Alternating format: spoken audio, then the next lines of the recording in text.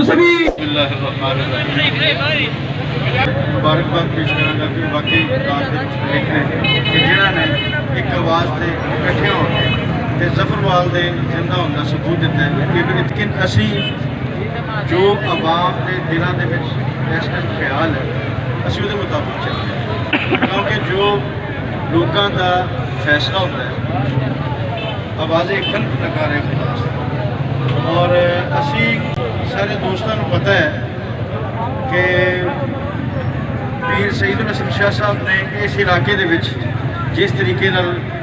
इत्थे जफरवाल की और पूरे इलाके की खिदमत की है वो एक मिसाली। और पाकिस्तान जो तो बनया उस तो बाद पहली दफ़ा इस तरह की इतने डेवलपमेंट और सारे मामला हुए। लेकिन मैं समझना क्रेडिट पीर सईद हसन शाह साहब ने तो चलो उत्थे जाके किया, लेकिन मैं समझना साड़ी क़यादत इमरान खान साहब और जनाब उस्मान गुलजार साहब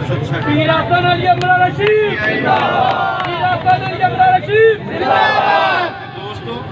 असी लोग तो जफरवाल के लोग असी इस तरह हैं कि कोई साढ़े तो छोटा जहा एहसान कर दे तो ये लोग बोलते हैं, ये लोग जनाब अपनी जान देने तक तैयार हो जाते हैं। असी भी थोड़े विचों ही है तो साढ़े इस जफरवाल तहसील से इस इलाके से जिस तरह की उन्होंने मेहरबानी की है, शफकत की है, साड़ी खिदमत की उन्होंने, असी किस तरह छड़ सकते तो अपने ज़मीर का सौदा नहीं कर सकते, सियासत को खैर बात कह सकते, इमरान खान को छड़ सकते।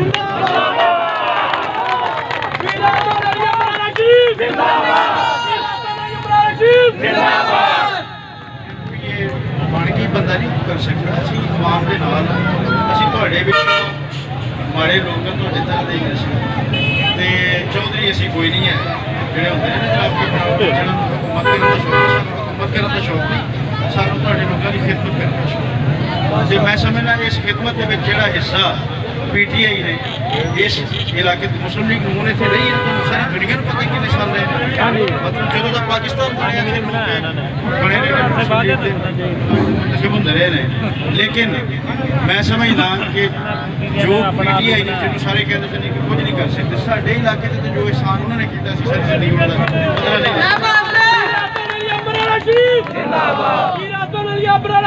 जिंदगी इंशाअल्लाह अज़ीज़ असी PTI के नाल इमरान खान साहब खड़े खड़े हैं और खड़े इंपोर्टेड हुकूमत तुहानू पता है ये कहते सन जी कि अपना इमरान खान